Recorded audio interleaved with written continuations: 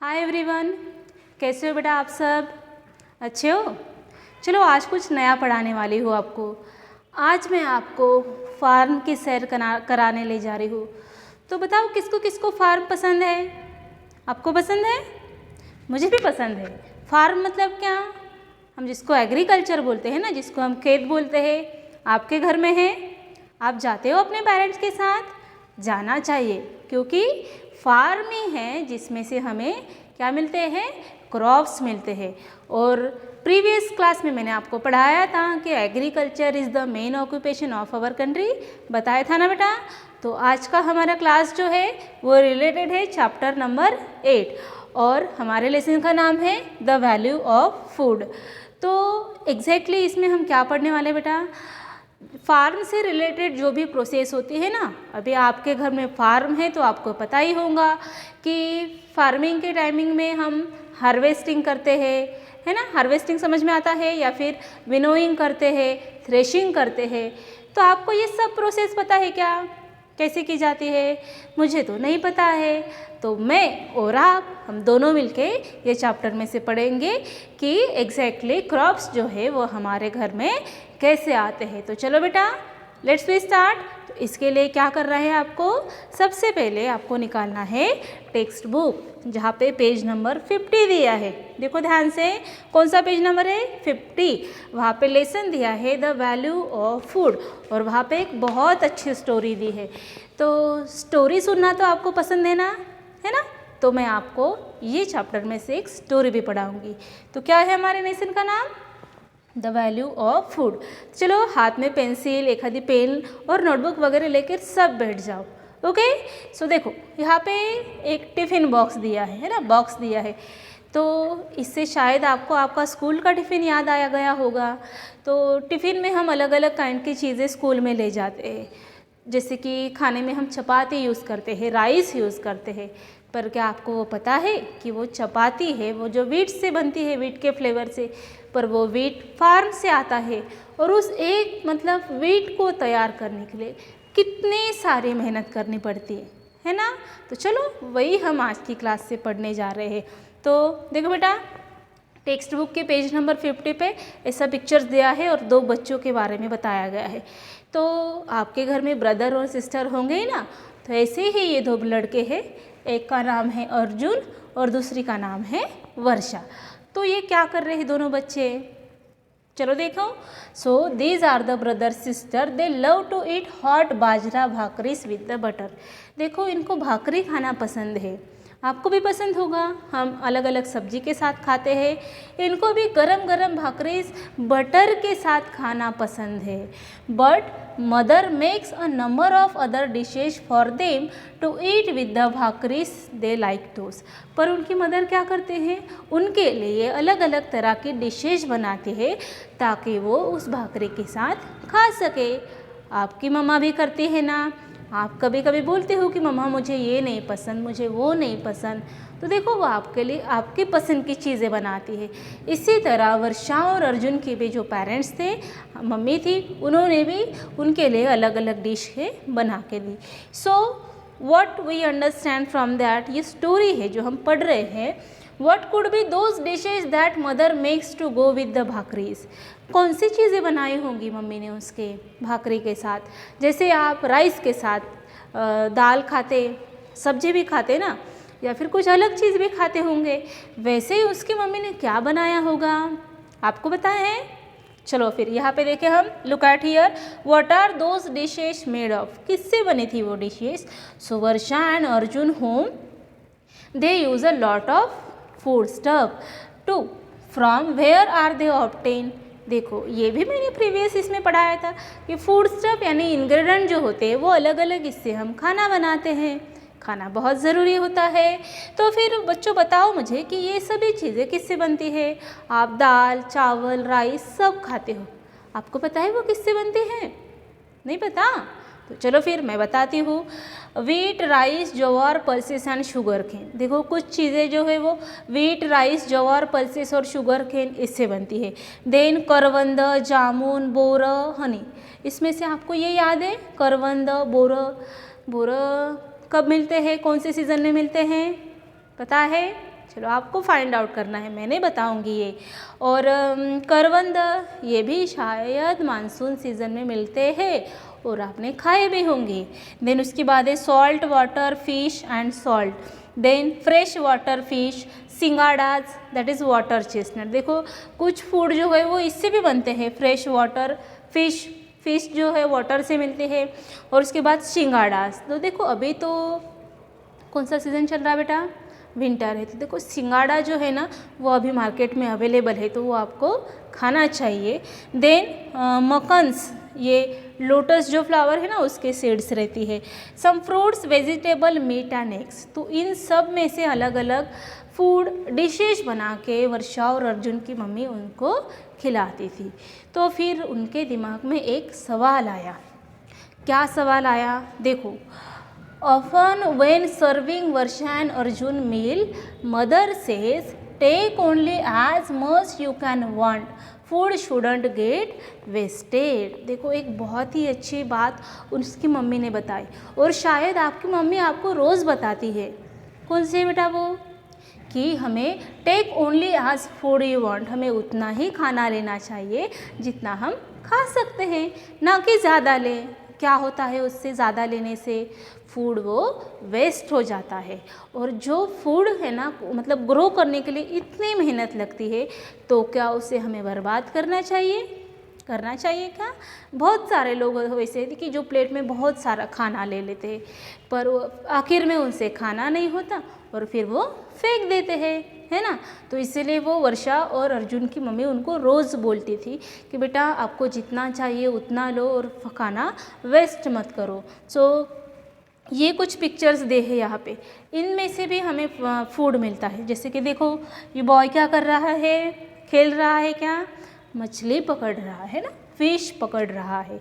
ये किसका पिक्चर है बेटा, ये देखा है आपने, हनी कॉम है ना, जिसको हम शायद पत्थर वगैरह मार के उससे हनी निकालते। पर पत्थर मारना बहुत ही बुरी बात है, ऐसा नहीं करना चाहिए। और ये क्या है, एग्स, मतलब ये चिकन्स है ना, हेंस, जिससे क्या मिलते हैं, हमें अंडे मिलते हैं। और लास्ट वाला किसका है, वो तो पता ही होगा आपको, क्या है बेटा वो, शुगर केन है, जिससे क्या बनता है, शुगर बनती है। So these are some of the products that we get the food.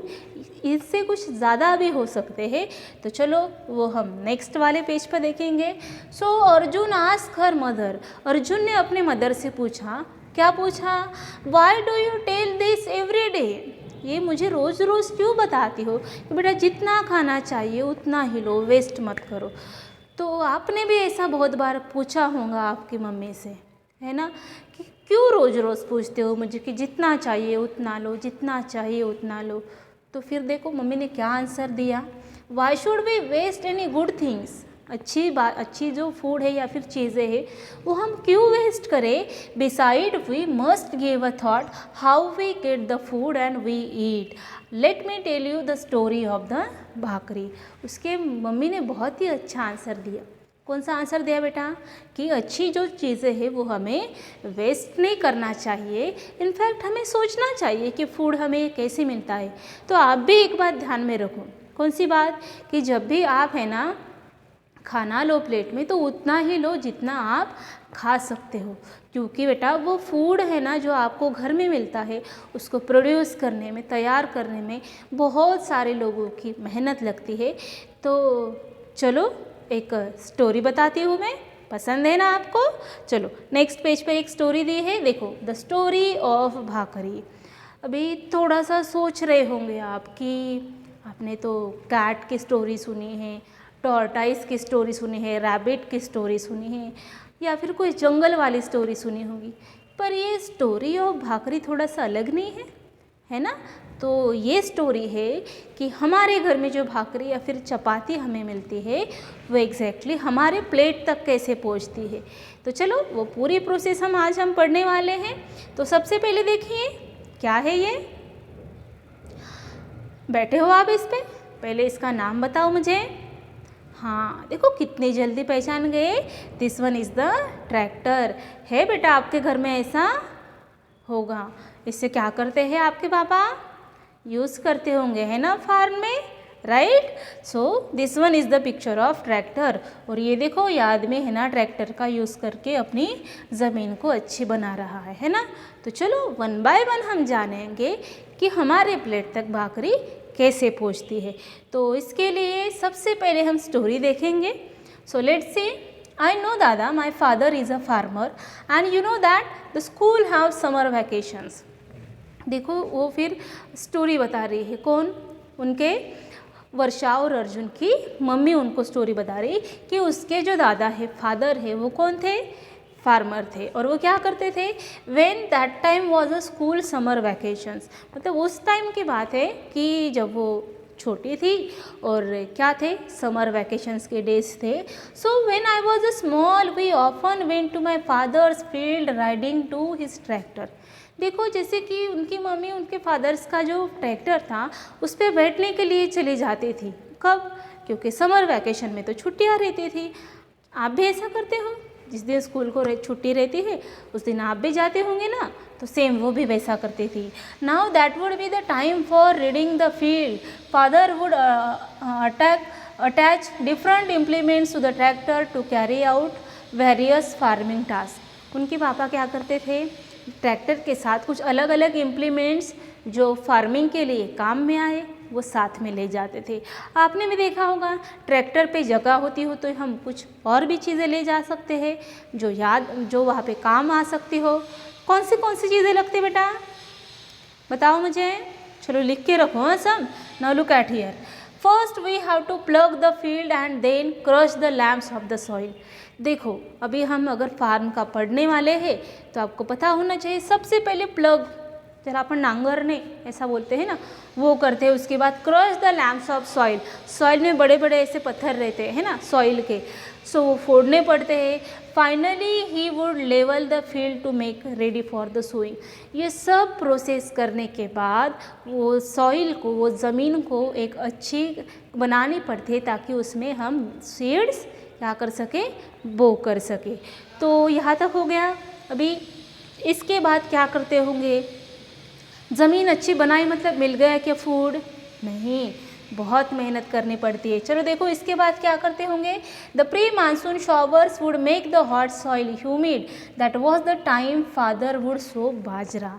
देखो उसके बाद समर के बाद है ना थोड़ी थोड़ी बारिश शुरू हो जाती है ना, और इस वजह से ज़मीन जो होती है हॉट गर्म जो होती है वो थोड़ा सा ह्यूमिड नरम बन जाती है। एंड यही वक्त होता है कि जिस वक्त फादर क्या करते थे? उनके क्या करते थे? सीड्स को लगाते थे। कौन सी सीड्स लगाते थे? बाजरा लगाते। ये देखो यहाँ पे फार्म का पिक्चर दिया है आपके टेक्स्ट बुक में, वो क्लियर दिखाई दे रहा ना। तो देखो उसके बाद उन्होंने क्या किया? बस हो गया क्या? नहीं, इसके बाद भी उन्होंने कुछ किया। So within some days the bajra seeds sprout and the seedlings are seen above the ground.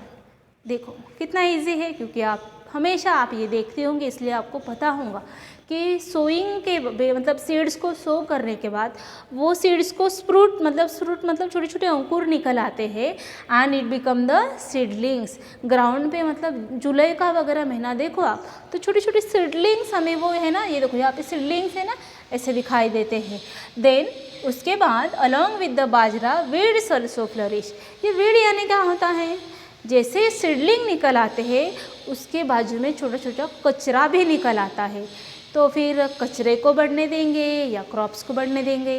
बताओ। कचरे को काट लेंगे और क्रॉप्स को रहने देंगे। So they have to be remove. कचरे को निकाला जाता था and my father would employ labours to that the labours have to be paid. देखो अभी जैसे कि कॉटन कलेक्ट करना वगैरह काम शुरू है फार्म में, तो वो सब लेबर से किया जाता है और उसलिए उनको पैसे भी देने पड़ते हैं ना, मज़दूर लाना पड़ता है। तो इसी तरह वो लेबर लाते थे और उस काम के उनको क्या देते थे बेटा? पैसे देते थे।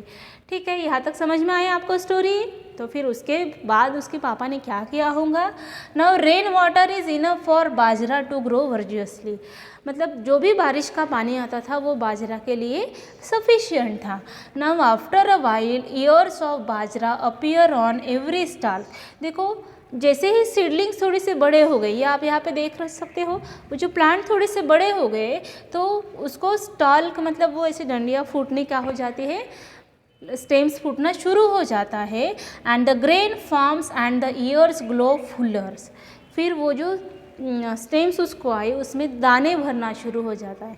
बाजरा देखा कि आपने, देखो उसका ऊपर का जो पार्ट रहता है ना ज्वार जैसा, तो उसमें दाने भर आते हैं ना, तो वही that ears become grow fuller, पूरा भर जाता है। And as the grains grow birds come to flock eat the tender grains. देखो उसके बाद अभी समझो कि दाने भरे हुए हैं, और अगर दाने भरे हुए हैं तो उसमें कौन आएगा खाने, हम जाएंगे क्या, नहीं, कौन जाएगा बेटा, the birds come there to eat, क्योंकि बर्ड्स का वो खाना होता है ना, क्योंकि वो कैसे रहते हैं, छोटे रहते हैं, तो इसीलिए बर्ड्स आते, बर्ड्स आर फ्लोक, मतलब बर्ड्स जो है वो ग्रेन्स खाने आ जाते हैं।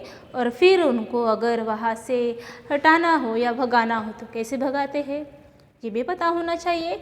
सो then the scarecrows have to be set up and slingshots use to frighten the birds away. अभी उस बर्ड्स को डराना है, तो आप जाओगे क्या डराने, नहीं, तो उसके लिए क्या यूज़ करते हैं, स्क्रे शॉट्स, यानी वो ऐसे नहीं क्या आदमी का पुतला बनाते हैं, वो एक मटका मुंह में लगाते हैं, ऐसे हाथ करते हैं, उसको ह्यूमन्स जैसे कपडे पहना दिए जाते हैं और ऐसे टांग देते हैं, है ना, बुजगावनं ज्याला आपण मराठीत म्हणतो, उसको क्या बोलते बेटा, स्केयर क्रोज या फिर स्लाइंग शॉट। इसका फ़ायदा क्या होता होगा, इसकी वजह से बर्ड्स डर जाते हैं, उन्हें लगता है कि खेत में कोई तो भी खड़ा है, और इसीलिए वो बर्ड्स डर जाते, भाग जाते हैं, और ग्रेन्स जो होते हैं वो बच जाते हैं। So when the ears of corn are full, so it is time the harvest. अभी यहाँ तक प्रोसेस हुई क्या, आ गई क्या हमारी थाली में, जब मतलब भाकरी नहीं आ गई। सो जब भी वो ईयर्स मतलब वो दाने फुल हो जाते हैं तो उसको हार्वेस्ट किया जाता है। ये हार्वेस्ट यानी क्या, जब भी कोई ग्रेन्स रेडी हो तो उसको फिर काटना पड़ता है, जैसे कि अभी सोयाबीन लगा था, सोयाबीन को भी हार्वेस्ट किया होगा, है ना, तो फिर हार्वेस्ट करना पड़ता है। That is all the ears of bajra must be cut and gathered. इस तरह जो भी बाजरा पूरे फार्म में लगाया था वो क्या हो गया, कट हो गया। And then follows threshing and winnowing, that is how we get a grains from the bajra. देखा बेटा कितनी बड़ी प्रोसेस है, और हम ऐसे बने हुए फूड को हम वेस्ट करते हैं। सिर्फ हार्वेस्ट करना नहीं होता, उसके बाद क्या किया जाता है, उसको थ्रेशिंग किया जाता है। थ्रेशिंग यानी फिर वो दाने अलग किए जाते हैं, विनोइंग मतलब उससे जो भी कचरा हो वो निकाला जाता है, और इस तरह हमें क्या मिलता है, बाजरा मिलता है। And at last Varsha said, I understood cutting and gathering, but what is threshing and winnowing? So the mother said, all right, do what I tell you, so you will see, continue with the story later. तो फिर वर्षा ने पूछा कि ठीक है, मुझे ये समझ में आया, जैसे आपको समझ में आ गया होगा कि हार्वेस्टिंग क्या है, या फिर इस तरह ग्रेन्स से बाजरा मिल गया, पर ये थ्रेशिंग क्या है, विनोइंग क्या है ना, थोड़ा सा ट्विस्ट, ये कौन सी प्रोसेस है कि जिससे हमें ग्रेन्स मिलते हैं।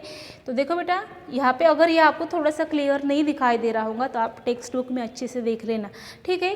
तो यहाँ से दूसरी प्रोसेस स्टार्ट होती है, वो है थ्रेशिंग और विनोइंग। उसके बाद हमें क्या मिलते हैं, ग्रेन्स मिलते हैं, और फिर हम वो चक्की से वगैरह पीस के लाते हैं, आटा बनाते हैं, और फिर हमें क्या बनाते हैं, भाकरी बनाते हैं। तो जैसे वर्षा की मदर ने वो स्टोरी दूसरे पोर्शन में पढ़ाई, वैसे ही मैं आपको ये स्टोरी का दूसरा पार्ट सेकंड वीडियो में बताऊंगी, ठीक है। तब तक आप इसको अच्छे से रीड कर लेना, इसके स्टडी कर लेना, and we will meet in the next video. Okay, bye everyone.